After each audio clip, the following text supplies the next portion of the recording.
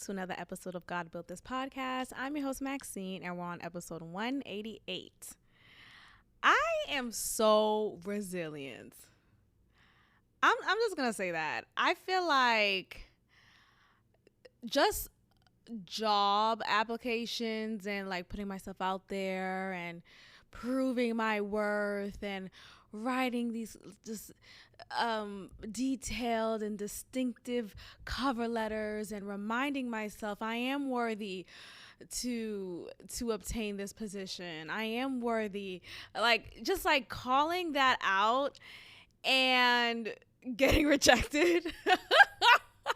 And then going and picking myself up again and being like, nah, I'm gonna do it again and again and again and again until it works out, and really believing that it will work out. It really takes a level of resiliency that I already know I'm strong emotionally, mentally, like all of that. I really have great fortitude, and I'm so thankful for that.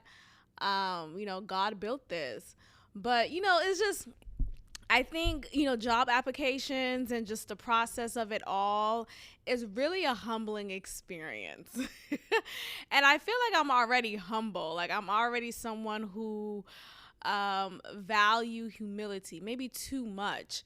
But I just, my God, I had a brief moment of just like a really minor, very acute breakdown earlier today after finally receiving a response to a job that I did. I spent some time in the process of like just the initial process. I had to complete a performance task, and I was very intentional in completing it. And in the process of that performance task, I recorded a video of myself as part of the process. Like, what the fuck? There was some parts written that I had to complete, and so I did that. And then another part was of me filming myself responding on video to the questions that they have. And so I prepared all that, dressed up, did my makeup, put on the best face and smile and attitude, making sure that it is portrayed properly and is translated as well as I can control it. And just the lack of professionalism in that process really led me to believe, like, what the fuck am I doing? I remember, and I didn't even really want to talk about it, but it just was on my spirit. So whatever, we'll just talk about it briefly and we'll move on. But I remember when the initial email from the recruiter or whoever the fuck she is, because I feel like you're not doing a good job. I just feel like some people can't do their job well. I really do. I think some people just have a title but really don't know how to properly execute their job. And I feel like when you leave your email by saying, please don't hesitate to ask me any questions or if you need any clarity, when you end your email like that, you should be readily available for when I may have a question to ask, or for when I submit my performance task to you completed and I don't hear a response from you. I feel like at the very fucking least, you should say, I received your performance task. Thank you for completing it. I will follow up with you with a response in the next 2 to 3 days, right? Like that should be an obligatory response. And the fact that I fucking sent a follow-up email to this bitch, I even hunted her down like low key, like, is she catfishing me? Is she a bot? Because, the way my mind goes, I'm immediately thinking, oh, God, this was a scam. Everything's a scam.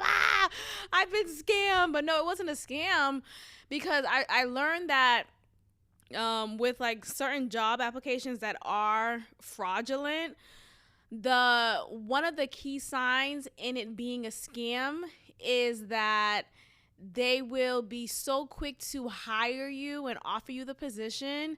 In doing so, they gain your excitement and your trust, right? And then they would then say, oh, for this position, you will need to purchase this equipment for your role to be fulfilled properly.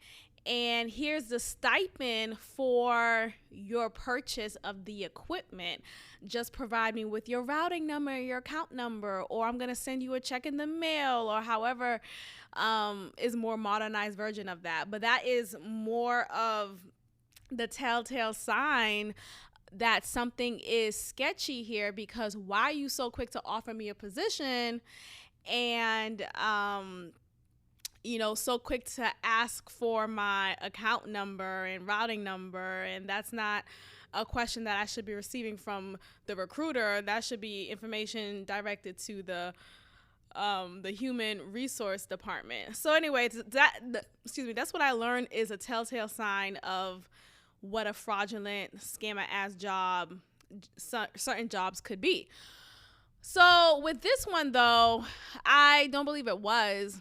So that's cool, because that part of that scam didn't come in.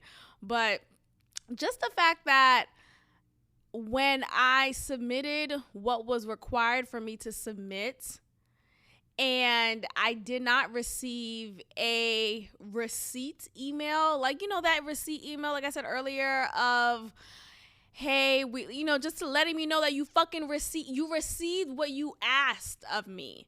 And the fact that I completed it within a day of you submitting this performance task to me should have been, I should have been top on your list to get a response. And now granted, I'm sure there are other applicants and yada, yada, yada. I'm not the only one in this world. It's not an isolated event.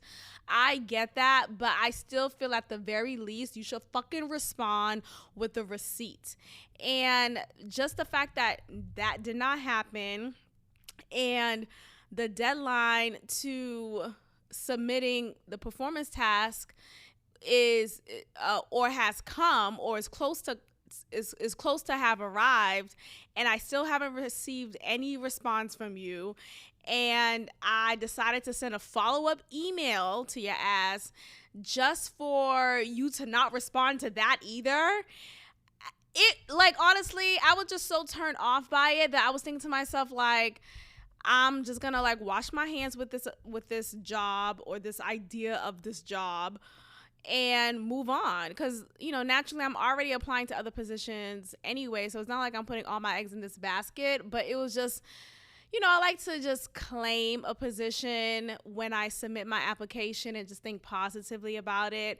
But just seeing how things were done just via email, and just the lack of professionalism, the lack of tact that is needed when communicating to someone via email, was enough for me to see that this is probably not the job that I want. Not necessarily the job position, but this company may not be the company that I will want to work for. So I'm looking at it as a blessing in disguise. But anyway, I finally got the email. I finally got a response email, and they decided to move on with other candidates. And it was just such a generic ass, robotic ass response that it just made me feel. It made me feel small. Just for that blip of a moment, it just felt like all the detail. And yeah, they said whatever. I was about to say her name. I'm not gonna say her name, but yeah, sure. The email says thank you for your time and consideration, yada yada. But it just felt so impersonal that I don't ever ask me to do a task again. At this point, either you want me or you don't. Either you want me or you don't. No, but it really is just this whole process is very. I'm just a resilient ass bitch. I really am strong. I have such strength in me. And I'm so proud of myself for not letting that like break me. Or I read it and I'm like, dang, okay, you know what, whatever, But for a brief moment, I was just like, oh, really? So I was a bit bummed for a moment, but then I had to remind myself, like, no, the whole process with this particular job was just so poorly done that I was turned off. I was taken aback and just so unimpressed with how just initial conversations were. And I just feel like at the very least, I was just remembering the first email that was sent. And after I've already submitted my cover letter and my resume, I get a response like a couple of days later, not too well, yeah, pretty soon after, I believe. But the response wasn't like, it didn't start off with, and I could go back to the email, but I don't even feel like going back to it anymore. But in the initial email, nowhere in it did it say, thank you for submitting you know what I mean? Thank you for submitting your resume and cover letter, or, after reviewing it, we believe that you may be a strong candidate for the position. Like, that is how you start off the process. You reach out or you accept the submission of an applicant because they have potential to be the right candidate, right? So you acknowledge that and you present that acknowledgement to that candidate. You say that. Nowhere in the initial email was that said to me. So it just made me feel like, dang, did you even fucking review my resume? Like, I know you didn't just like spot me out on random. Like, I'm sure you maybe I don't know, but at the very least, if you reached out to me, which it wouldn't make sense because I directly sent her an email per the instructions for the position. So that means you must have read my resume. You must have read my cover letter. Like, that's what that means. So the fact that you didn't acknowledge that you were impressed with my resume and my cover letter and all these things, and you didn't give me the proper initial response. Like, you're supposed to start off with some level of compliments, letting me know as a candidate that you're interested. Don't just give me, all the initial email said was, I think it just said, thank you for applying. Yeah, thank you for applying. Please complete the attached performance task. Please don't hesitate to let me know if you have, any confusions or questions. Like, that was it. That was literally the email, the first email. That right there kind of turned me off. But I was just so, okay, well, let me just go ahead and just apply and yada, yada, yada. But you know what? I feel fine. I feel great. I feel great. I'm fine. Things will work out. I have faith. God built this. I'm doing well. I'm taking everything day by day, breath by breath. I'm thankful. I'm grateful. So let's move on. Okay. Let's talk about Married at First Sight. Okay. This past episode was a lot. It was a lot. Morgan's a liar. I mean, she lied. She fibbed. She fabricated. There was an untruth present that she decided to share, either with the producers, her questionnaire, the application, the whole process, and to Ben directly. Either way, Ben was under the impression of one thing when in actuality, it was another thing. So no matter how little the lie, excuse me. Ooh, I feel like there was a frog in my throat. No matter how little the lie may look like to us, right? Or how she's trying to make it seem, because she's like, oh, well, I just have one more. It's always one more. I just have one more. It's always just one more credit, one more class. But I just have one more thing to do. Really? Show me your transcript. Show me your track, your track to graduation, because I need to know, what do you mean by that? But she's claiming that she only has just one more course to complete. And then after that course completion, she would have obtain her BSN. And if it's that simple, why the fuck didn't you just say that in the beginning? Why weren't you as transparent and straightforward in the beginning? Like, what is the shame in that? You're still working as a nurse. You were still able to get a nursing position. And from my research, she is licensed. So she still is an official nurse. It's just that obtaining a BSN allows her to move forward in the ladder, allows her to have upward mobility.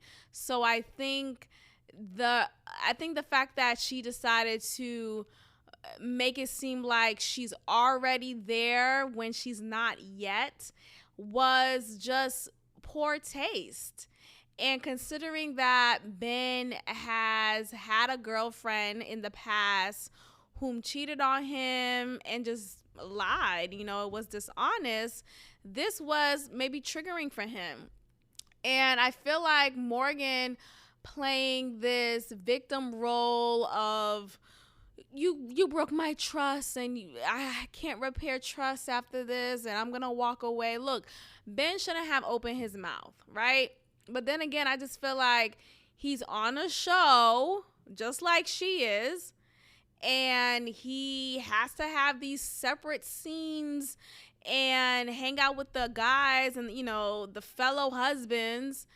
He probably felt maybe mentally to share, to say too much, or maybe he felt overwhelmed about the situation and wanted someone else to discuss this with. And I think the mature response that people like to say, well, you should always go directly to your partner, to your loved one or whomever you're having an issue with, and talk through those issues with that person. And that's true and all, but it's like that doesn't always happen. Sometimes you need to talk to a third party. Sometimes you want to vent about whatever the topic is that's regarding you and that person. So that's what Ben did. And I think, though, he has a lot of growing up to do. I think there's a lack of maturity in him, just like in his life experiences and understanding or lack thereof of other experiences, particularly when it comes to familial relationships. But I think in that situation, I think both of them were wrong in a sense, because sure, Ben shouldn't have overshared with Justin, but Morgan shouldn't have lied and shouldn't have tried to portray herself to be one way when it wasn't that case at all. And then her gaslighting him by playing victim and crying, being so upset. Like, girl, what is the it felt like she was embarrassed that she wasn't done with her BSN. Like, I just don't understand. Like, what is the shame in that? You're in school. That's what school is for. Like, it's supposed to be, right? But it is for advancement. So her still being in school and not being established the way that Ben is, there's no shame in that. And I don't know. And I think there's some maturing that Ben has to do, especially, like I said, with his idea of what family looks like and what it should be.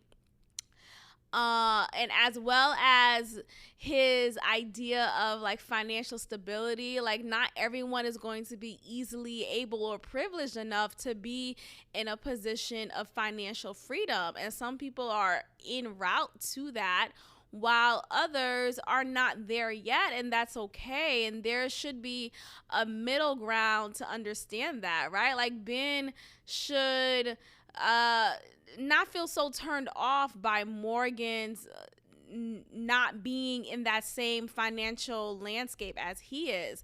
So I just feel like that's unfair to put that on her. And I don't know. I feel like Ben just naturally has his boyish face, and he comes off like a mama's boy, and I'm wondering if he has been communicative to his mom during the honeymoon time that he's been on with Morgan and the other couple. So whatever. Okay, let's get to Alexis and Justin. Child, I'm just breathe, Maxine. Okay, so the most that I was irritated with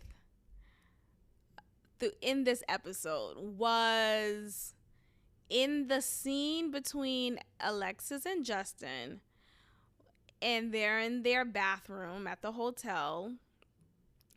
Alexis finally says aloud to Justin that she loves him.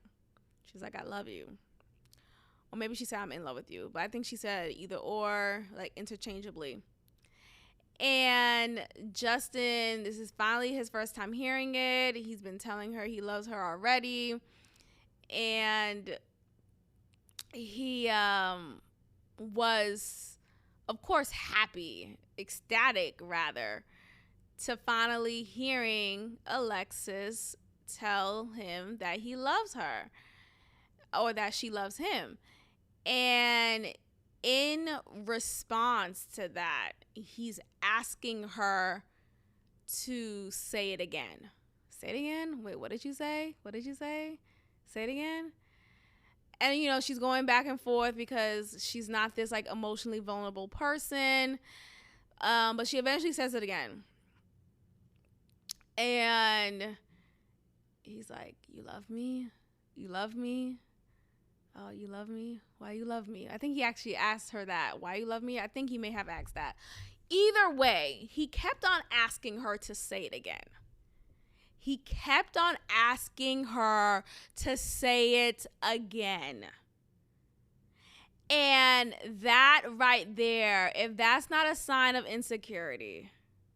But Maxine, what I think you're being a little dramatic. Maxine. No, it is. You know why I say that? Because it brings me.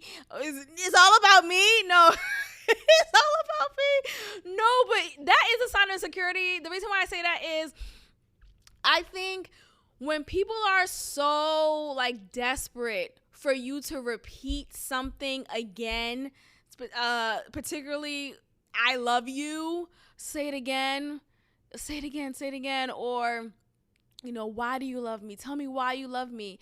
It just makes me feel like you are in disbelief that someone could love you.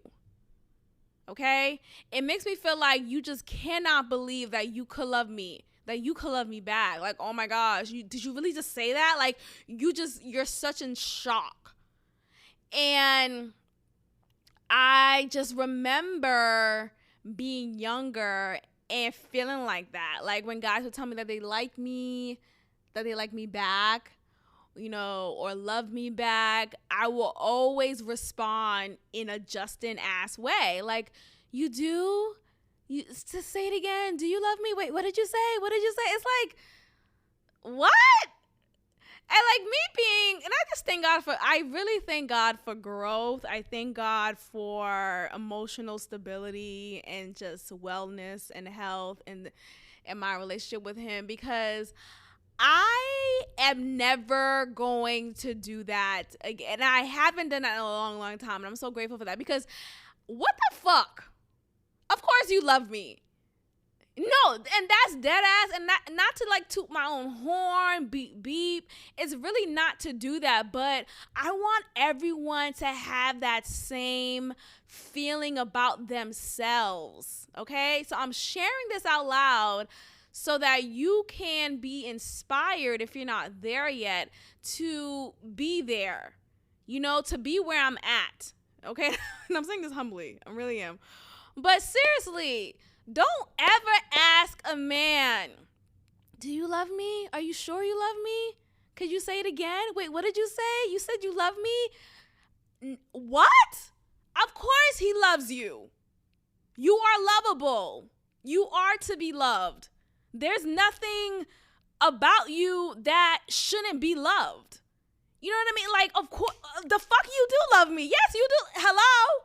Do you see this? Like, I want you to have enough confidence within yourself to know that, and to be just like, to smile at, like, just like, okay, you know, like, and if you love the person back, of course, say it back, but don't be in shock, right? Like, let the happy feeling sink in. Don't get me wrong. Like, I love it when my man says he loves me. That's so sweet. I think it's so beautiful. It's a beautiful moment. Like, every time, it feels like the first time or the third time. Like, it just feels so nice.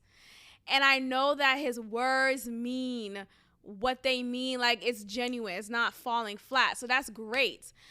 I also just feel like, okay, yes, you do. Like,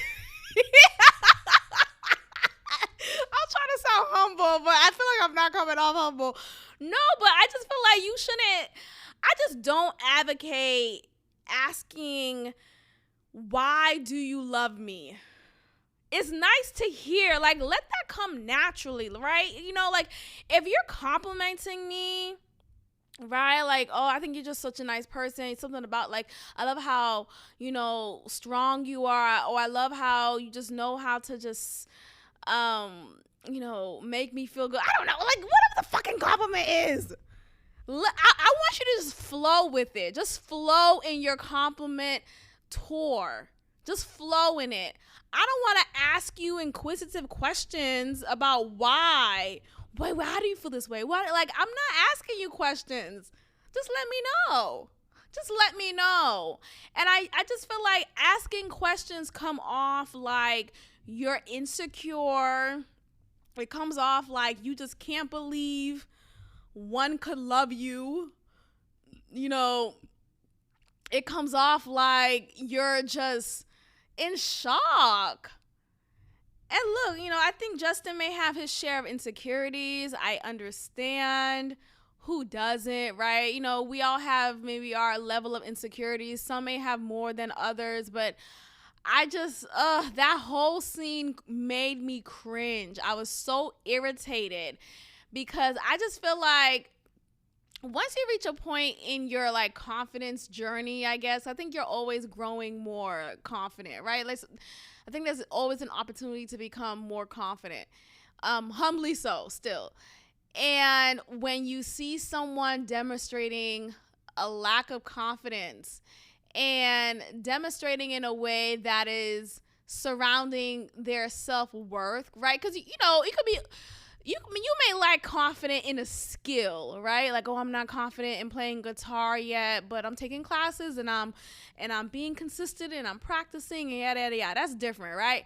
But if you're lacking confidence in your identity, in your worthiness, in your desire to be loved and all these things, then that is just it's just really sad. It really is sad. So when I see that, and that was just an example of that scene was an example of that, it just makes me cringe so much. And I'm watching that scene like, do you love me? Do you love me? It's like he's like pleading to be loved, like his little puppy. You love me? Do you get the fuck stand up? Yes, of course you love me.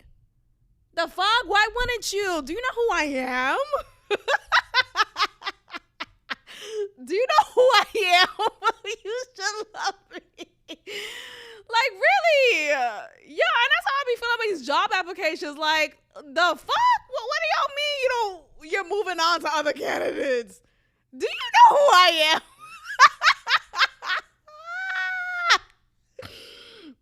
Yo, do you know who I am? Maxine Morency. Damn, of course you love me. It's just stupid. It's fucking dumb. Okay. There's this video on Twitter that I came across, and I don't know if I am triggered. I don't know if I'm turned on. but it brought me back to my undergraduate years. And let's just bring it back to this brief story. Let me just say this. Okay. I remember the first week when I moved to college, when I moved in on campus to the University of New Haven, which is in Connecticut, by the way, in case you're unfamiliar. And, typically in the first week of school, of college, there are so many events and just like interactive activities present. So freshman students and other new on-campus students get to really feel the campus and get to know other people, yada, yada, yada. I remember this one particular event, there was a big show on the quad, and almost everybody was there on the quad, seated under the tent, and it was like this interactive show. And I remember walking towards the quad, and I saw niggas, black men everywhere. And they were standing in this, they were just just being black men. They were just standing. They were just standing. Oh, I remember exactly how I felt in that moment, yo. I was looking at all of them. They were just together, hanging out with each other and just being a part of just the time, right? It was just a good time. They were just standing right by, right in front of this on-campus restaurant right next to the quad. And I remember texting my cousins in this group chat that we were on, and I was like, yo, there's so many fine black men here. Oh my gosh. It's my third day on campus as a freshman, so excited and just being bombarded with black men here, black men there, black men everywhere. And mind you, my school is not predominantly black. It wasn't predominantly black. It's definitely a PWI, but there were, still black people there. So the black men who I did see there at that time, I was just so mesmerized because there was just so many different kinds of them. They all looked different and handsome in their own way. It was just I'm just taken aback. I was drooling inside. So I say that to say, as freshman girls, right, you may come from just a background of maybe not seeing enough black men or attractive ones at least, or ones whom you may find attractive. I don't know what it may be for you.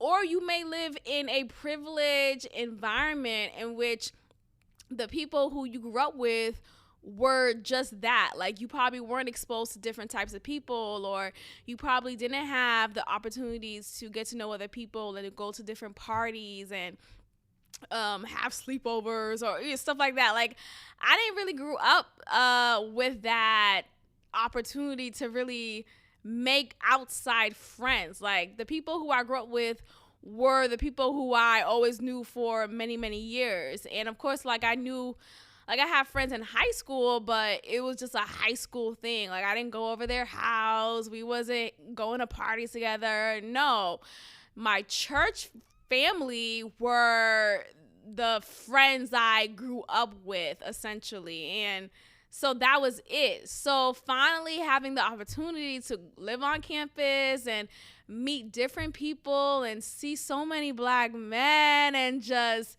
having the opportunity to get to know them and flirt and see, oh my gosh, he likes me, it was just overwhelmingly exciting. I remember one of them, and it was so many niggas. It was so many. I'm going back to how I felt being the 18-year-old back then. But it was just so many of them. And anyway, so I say that to say, you're excited, right? You're an excited freshman girl, and you are looking forward to getting to know each and every one of these black men. Okay? So anyway, I came across this video on Twitter of this freshman girl, this freshman black girl. She finds herself at the center of this Q dog step out. You know how these fraternities are, they'll just suddenly start strolling, and it's like, bitch, I was just in the middle of eating my quesadilla. Like, what are we doing? So they were strolling in the middle of a quad, and this freshman girl happened to be at the center of the stroll. And one of the Q dogs, he was really close to her. They were really close to each other.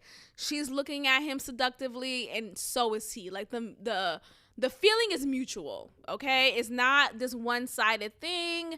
It's not a pressure thing. I don't feel like it's just this natural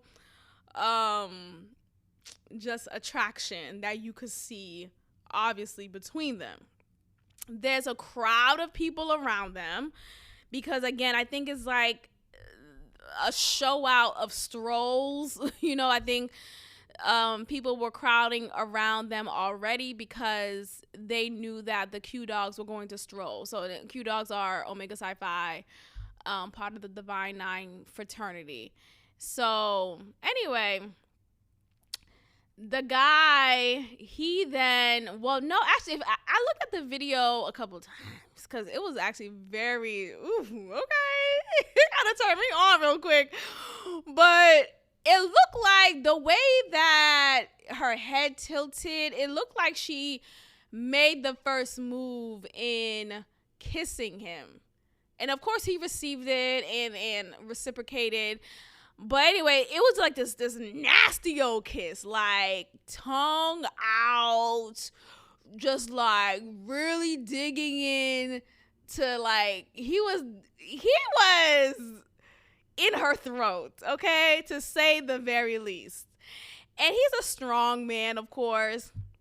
She's she's petite enough. Like she's small enough that he could easily pick her up, and that's what he did. So they're making out, and it's like this strong ass, like they got two tongues in their mouths. Like it's that, like another tongue grew in their mouth. That's how much of a makeout session it was. And while they're making out, the guy, the Q dog, he picks her up and she's straddling him.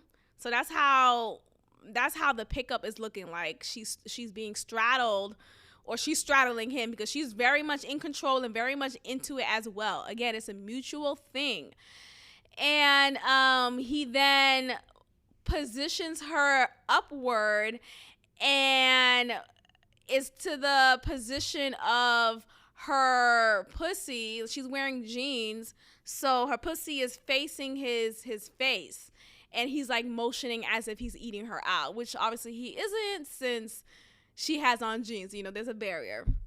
But it's like this very sensual moment. It's in the midst of this heavily populated crowd of black people, and it's like very hot and heavy, right? And of course, the responses to this is, some people's responses are to this, this is inappropriate, and she's just a little girl, and Q dogs, and he's a senior, and it's not confirmed nor denied if he is a senior, so I'm not sure about that, but he may be at least a junior, right? I feel like, well, you could be already a Q dog if you're a sophomore, but it's typically, I don't know, but I think at the very least he may be a junior.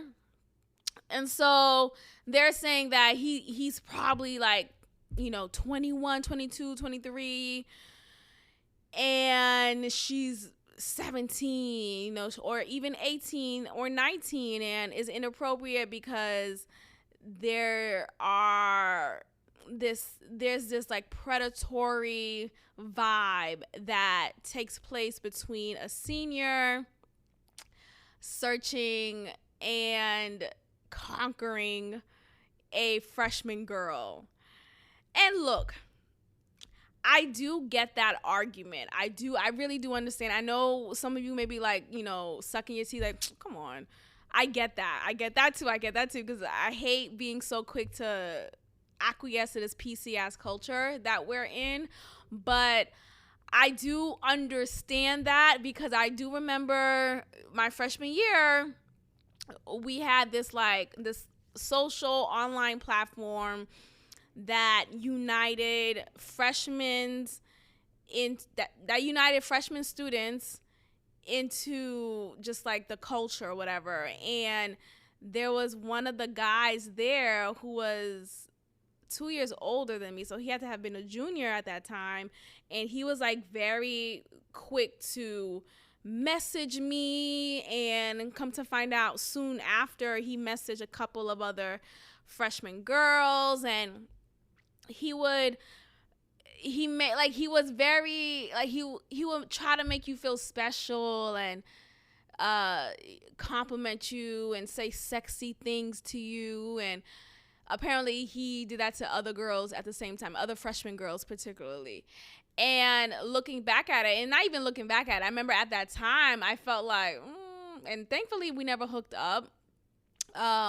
But I did feel kind of used at that time. Like, dang, he said the same thing to someone else, and that other person said the same thing that he said to me, he said to her. Like, he was like having a tendency of doing that. And that just turned me off. And I was looking at it like, yeah, dang, he kind of started early, because as soon as I logged into the app, he was quick to send me a message and quick to be all flirtatious and aggressive sexually and, with his words sexually. But so I think there is a case in which there are predatory tendencies that older men, upperclassmen, will have towards underclassmen girls. Like, I think that's just, unfortunately, just a normal thing. But in this case, this bitch wanted to get tongued down, okay? She wanted to get tongued down. I'm not victim blaming. She wasn't raped. The fuck? Like, he didn't just like smack her and just like doggy styled her from the back. No, it was a mutual thing, dog. When I tell you it looked like she gestured the first move to the makeout session that they had. It was very clear that she did. And he, naturally being a man, you're going to take it to a next level. You're going to be more physically aggressive and tongue her down even more. Like, she may even like that style of just flirtation and aggression sexually. Like, it's just, let's not make this a thing. And I think some people were responding to it like, oh, this is predatory behavior, and these men, you gotta look out for these men, or watch out for these men in particular. And it's just like, nah, she wanted to get tongued down and more, and this is normal behavior. She's a freshman girl. This is probably her first time seeing so many black men around, and not to say she didn't grow up with black men or not, but like seeing so many of them who she may find attractive, and Q dogs especially. So she probably just got so excited and decided to go for it. And look, these Q dogs, stay away. Let me just say that. Stay away. Once I find out you're a Q dog, it's like, oh, gotta turn around. Like, I immediately just change my voice and morph into somebody else, because I cannot with Q dogs. They just put I have a friend who is a Q dog, and I hate to shit on his fraternity the way that I do. And actually his guy friends are Q dogs, the ones who I met, and they're pretty cool from what I could tell. So that's cool. Like, I guess they have maybe the regional Q dogs are different, but I could say the north side Q dogs, the Connecticut, the New York, those niggas, stay away, Apollo. Stay away from me, Apollo. Stay away from me with all of that, Apollo, because absolutely not. Absolutely not. I gave it up to a Q dog for the first time. Like that was like my losing my virginity experience, and if I could take it back, I would today. If I could take it back and it would change the course of my life, I would still take it back. Yeah, nah, I mean, whatever. It is what it is. But yeah, I just feel like the Q dogs who I'm familiar with, who I was introduced to, and just the tendency of them, they just always came off very much just loud, just like wanting to be the center of attention, very abrasive and just aggressive, and not good listeners, cheaters, just not attentive to your needs and wants, overly sexual to the point where it's like, are you okay? We just had sex. It's just I don't know. It's just a lot. It's yeah, no. They have no depth to them. Like, don't really know how to have a conversation. I mean, the list goes on. So again, it may be a regional thing, because a friend of mine who happens to be a Q dog, and I'm like, are you sure you're a Q dog? Like, he comes off very much like a alpha.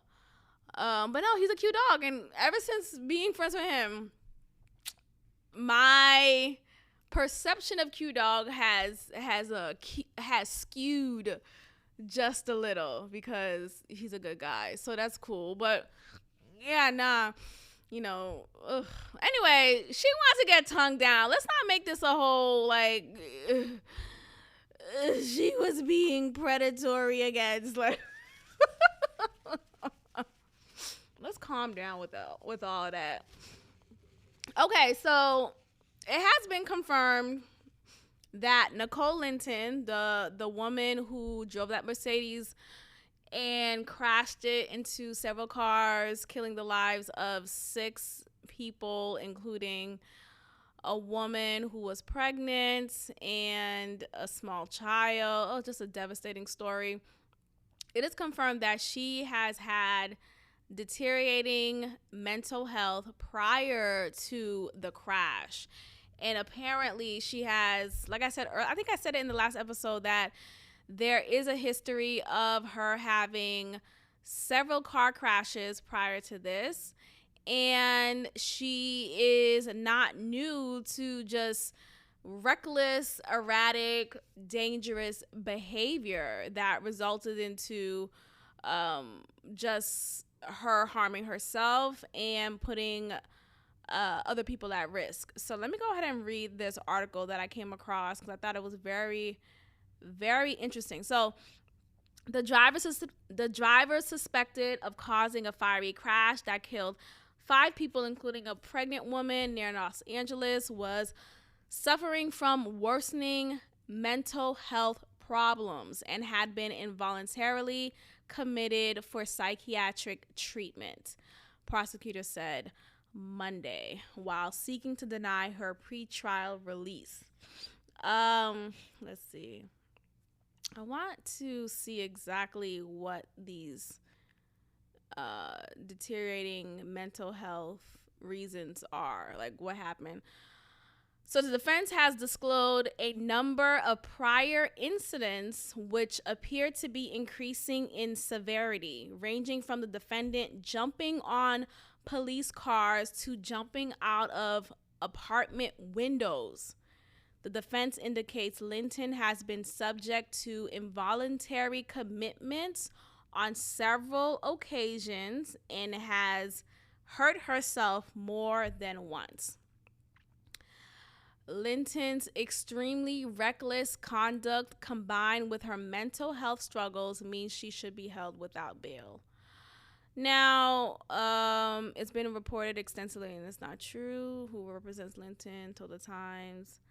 So attorneys for Linton cannot immediately be reached for comment on Linton's mental health history, but earlier Monday denied that she has an extensive history of auto accidents.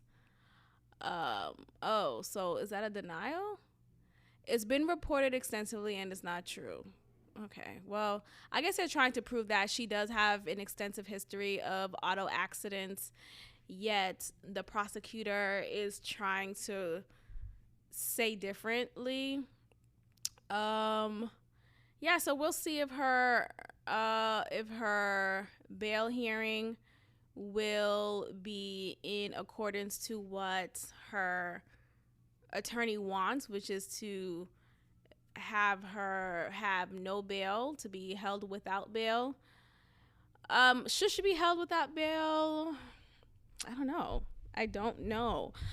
I do think she's a detriment to society, absolutely. And I do fear that if she's held without bail, then she may be able to easily get off and go home, right? Get back to driving or find another way to be reckless with her behavior and put the lives of others at risk. So, no, she should not be held without bail. There should be bail.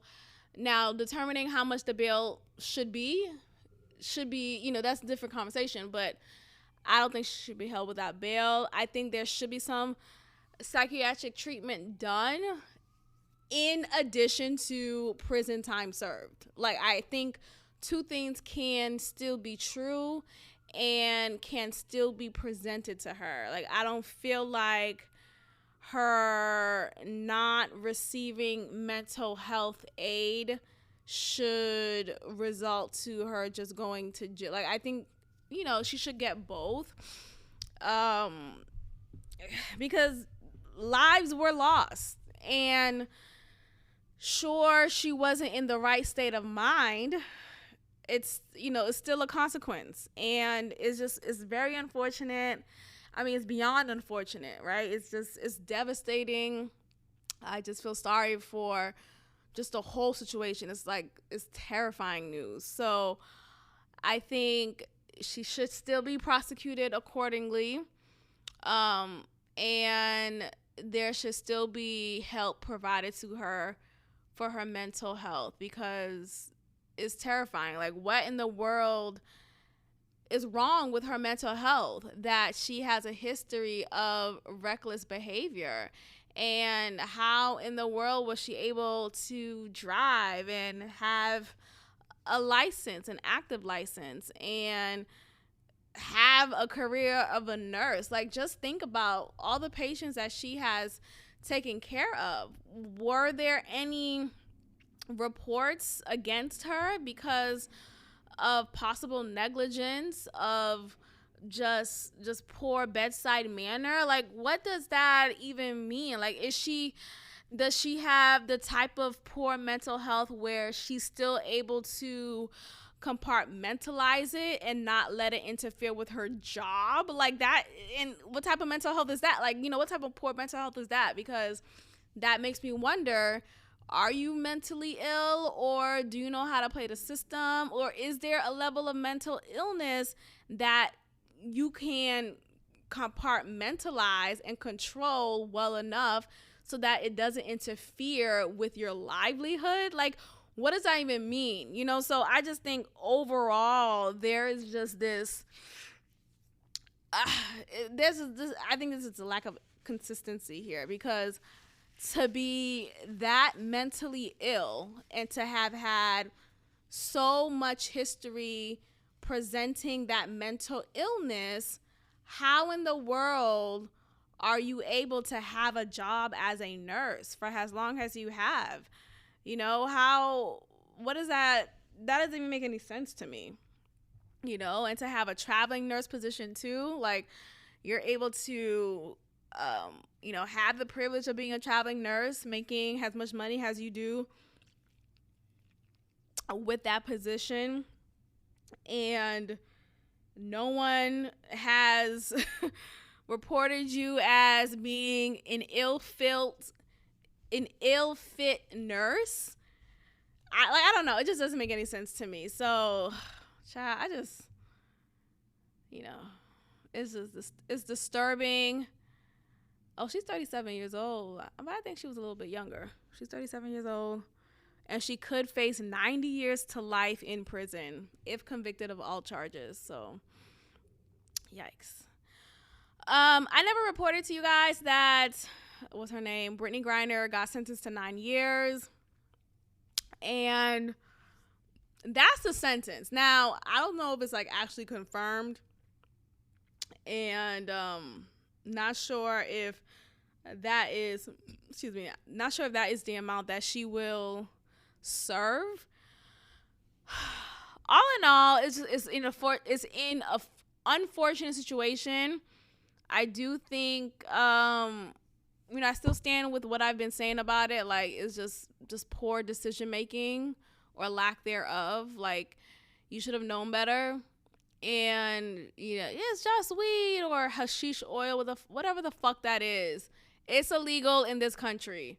It's illegal. And so don't travel there, not double checking your luggage and and all that you carry, knowing that you may be put at risk, or your freedom may be put at risk because you have this in your possession. And considering where we are right now in our world and your star status and all of that, it's just like you should be more mindful. At the very least, you should be more mindful. So it sucks that it's 9 years. It sucks that it couldn't have been taken care of, put under the rug, or figure it out. But I mean, is what it is. I don't think she'll be serving the full 9 years. I really don't. I think a lot of this is just some good entertaining news for us that has been happening consistently. So I think now that the story has somewhat died down, like there hasn't been another breaking point in this story for a few days now. So I'm wondering when's the next hot take is going to happen about this case. So we'll see what happens from there. There is some talk around a prisoner swap. Like, what does that even mean? Like, I don't know they do this. So U.S. offers convicted arms trafficker in prisoner swap with Russia for WNBA star Brittany Griner. So that is a potential thing. Like, what are you talking about? So this is a potential swap here. The United States has offered to exchange Victor Bout, who's a convicted Russian arms trafficker. So I guess since he's Russian, they're figuring, oh look, we'll swap one of you for one of us. As part of a potential deal with Russia to release WNBA star Brittany Griner and corporate security director Paul Whelan, according to CNN. Okay. So, I mean, nothing has been said. This is a couple of weeks old article. So, nothing has been said since if this was actually accepted. I really don't think she's going to serve that full time. I don't. I think a lot of this is just some good conversation that we've been happening, to her expense, unfortunately. But again, there's some self accountability here, but I don't think she's going to take the full 9. I don't think she's going to serve the full 9 years, nor do I think she's going to actually be sentenced to full. I mean, she was already sentenced, right? That was the last thing I heard from it as well. So I think she is sentenced to 9 years, but I don't know. I just feel something's going to happen that will give her the opportunity to come back home. So we'll see what happens. I wish them well. I just wish them well, right? Okay, let's end off with this Tyra Banks hate. Tyra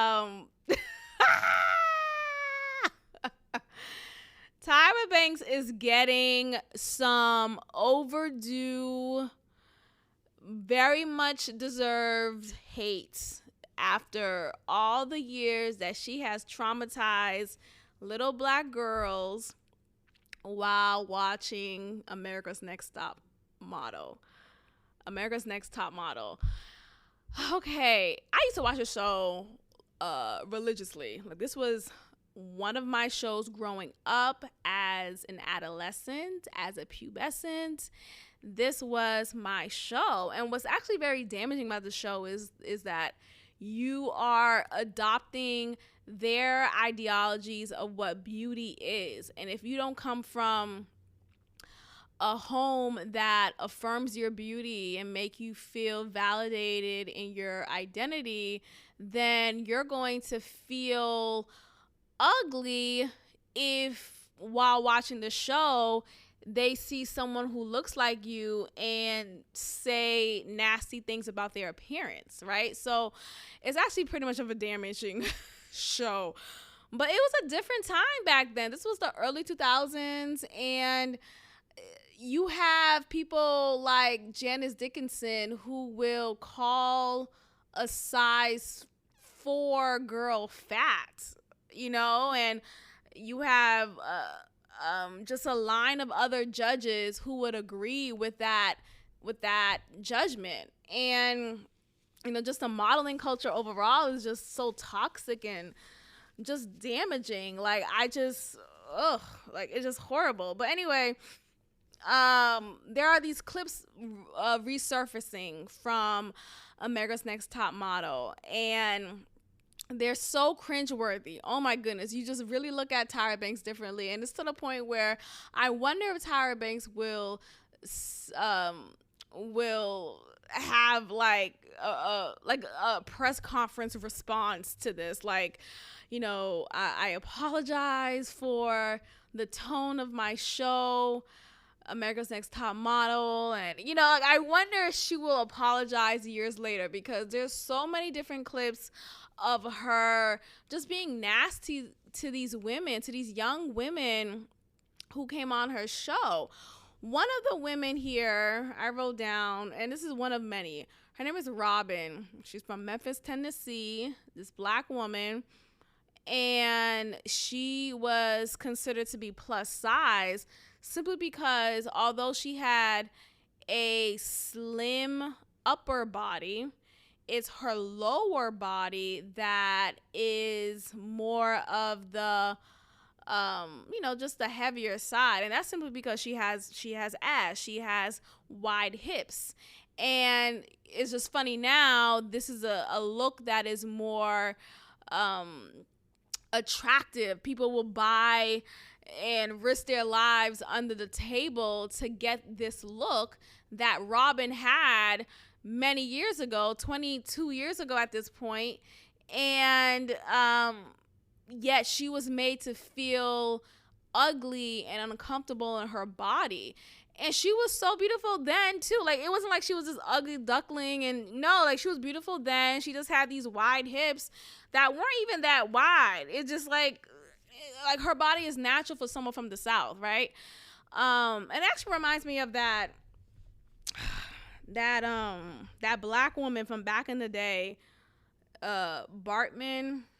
Sandra Bartman. Y'all know who I'm talking about. I talked about her episodes ago, but it was this black woman who, because of her big ass, like she had a really protruding ass. Bartman. It's gonna bother me. Hold on. Because of her large protruding butt, the white people was like, Sarah Bartman, Sarah Bartman.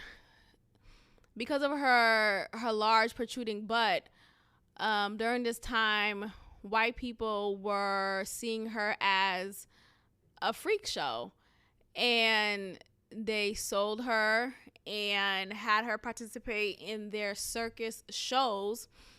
And she was literally just a display. Like, she was just standing there with her naked body and her protruding ass and her wide hips while people awed. And laughed and just poked, physically touched her because they were just so just taken back by her body. And she's a type of African. I'm probably gonna pronounce this wrong, but it says Khoikhoi. So Khoikhoi woman. So I guess she's from that tribe. But I'm gonna read this. So Sarah Bartman, also spelled Sarah with just Sarah, but you can spell it either Sarah or without the H. Or Sarji, which is in the diminutive form. Bartman was a Khoikhoi woman who was exhibited as a freak show attraction in the 19th century Europe. Under the name Hottentot Venus. So that was something that she went by as her show name while she was being displayed as a freak show attraction. And this name was later attributed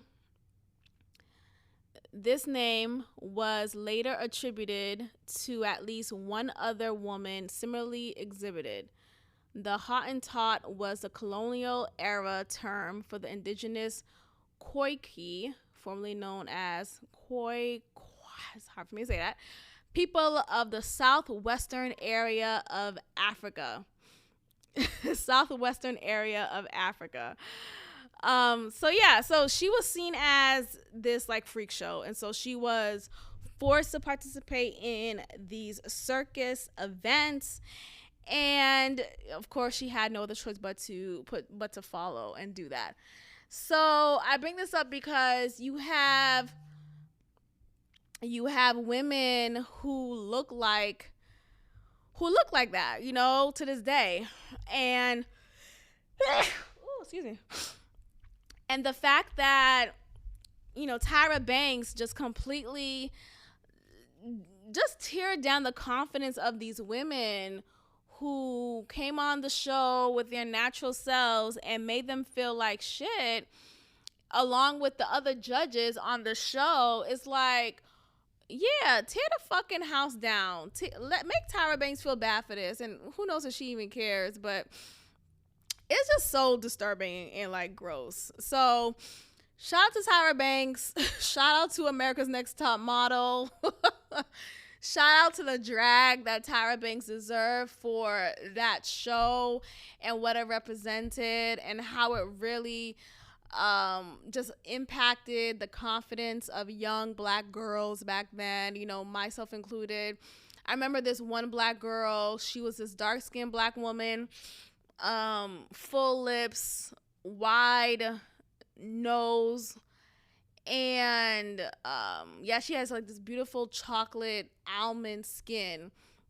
And the judges, as well as Tyra didn't really help the matter, but the judges made her feel like she was ugly, like this ugly duckling. And one of the judges, I believe it was probably Janice Dickinson, called her that, like, you're like an ugly duckling trying to find her wings. And it's like, what? This woman is so beautiful. Her body's banging. Her hair was nice and like well taken care of. It was like this nice long length, and I thought she was beautiful. But she was so taken aback by just the judgment from the judges, and Tyra included, that there was a scene in one of the episodes in which she's looking in the mirror. She's looking at herself in the mirror, and she just starts breaking down. And she puts herself, and she like hides her face. And then she looks at the mirror again, and she starts breaking down. And she starts saying to herself that she just thinks she's so ugly. She doesn't like what she sees in the mirror. And I just thought it was so sad. And I was watching the scene like, oh my gosh, like, what? This is what I'm watching. Now, I don't know if I was feeling that way at that moment, though. I probably was just like so taking in the entertainment of it all. But I remember that scene still, and I just think about like how much she hated how she looked, and it just made me sad, because I'm like, damn, should I hate how I look? Right? It just impacted me because I watched that show growing up, and being dark skinned like her, and maybe having certain similar features as her. It just was sad to see that she didn't love her features and she wasn't encouraged to do so because the judges were making her feel like shit. So drag the whole modeling ass career, like all of y'all ain't shit. It's just disgusting and disturbing. Anyway, thank you again for listening to this episode. Or thank you, I didn't say it initially, so I'm saying it now. Thank you for listening to this episode. Shout out to you for being a listener. Make sure you have left a comment, left a strong positive review on Google Podcasts, Spotify, Apple Podcasts, and Anchor. And be sure to tell a friend. And that is all. I will check in with you guys next time. Peace. Thank you for tuning in to another episode of God Built This Podcast with your host, Maxine. Be sure to leave a review, give me 5 stars, and of course, subscribe. Also, follow God Built This Podcast on Instagram at God Built This Pod. God bless.